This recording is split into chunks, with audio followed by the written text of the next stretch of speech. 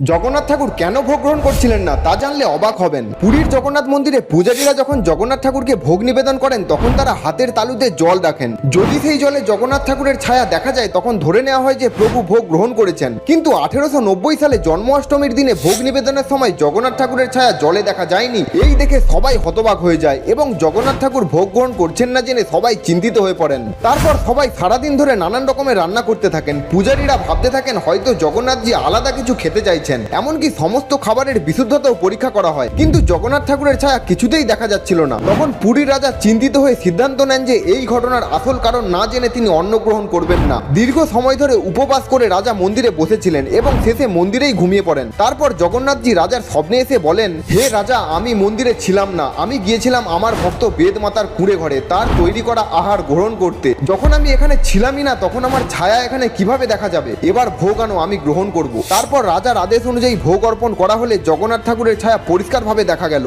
জগন্নাথ ঠাকুরের ভক্তরা একসাথে বলুন জয় জগন্নাথ।